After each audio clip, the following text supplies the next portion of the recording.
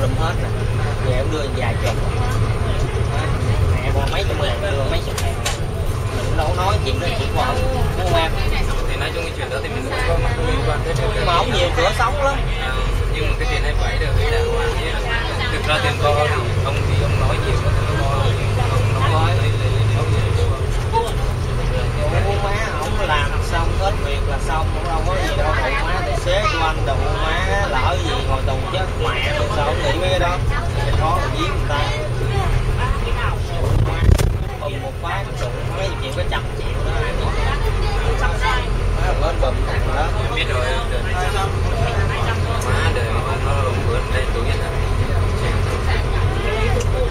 Em nói thật, bên cuộc đời tài xế nhiều người mình vì nói chung bắt đi thôi, nhưng mà đừng có tận mà cũng có cái nguy hiểm của nghề đó hết trơn. Thằng đó bị lộn nó lỗi hoàn toàn, nó xử nó đâm cho mình, nhưng mà phải chịu. Mẹ xe nhỏ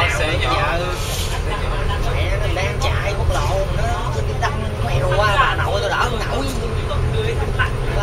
Thắng đụ má, thắng đồng cung luôn, thấy nó thắng mà giật cái đầu coi cho khỏi đó, mà đụ má nó cung như tao. Cái đợt một năm cách đây 2 năm trước anh với em hai anh em mình đi trong đông về nhớ nó có thằng chút xíu là mình dính nó.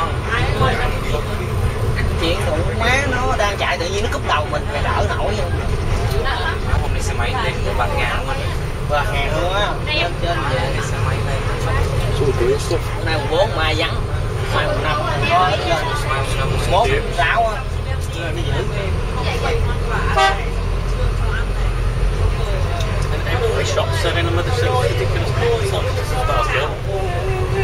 Cũng tốt, anh em tài xế hướng dẫn cũng tốt, trong phòng cũng vậy, gom góp cho anh được mấy triệu.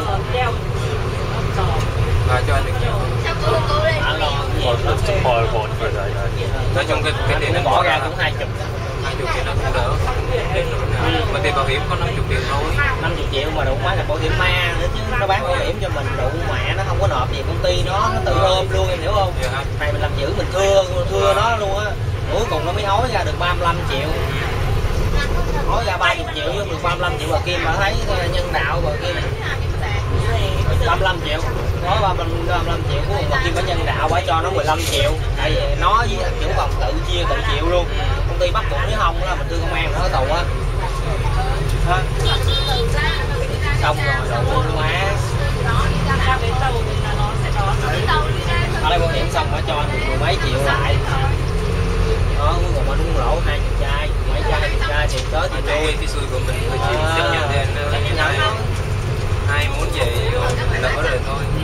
Nhưng mà nói chung có tiền anh em giúp với lại mình là bên phe mình đó là nhân đạo, nếu thật căng đúng ra là bảo hiểm đền nhiêu là mình cho nó nhiêu, còn không á tại nó đòi tới 7 mấy triệu là 77 triệu là nó đòi 77 triệu đó, nó Oma chai với hàng đưa rồi kia nọ, nó 77 triệu thì ok, ông Dũng cũng ok thì mình chung thôi.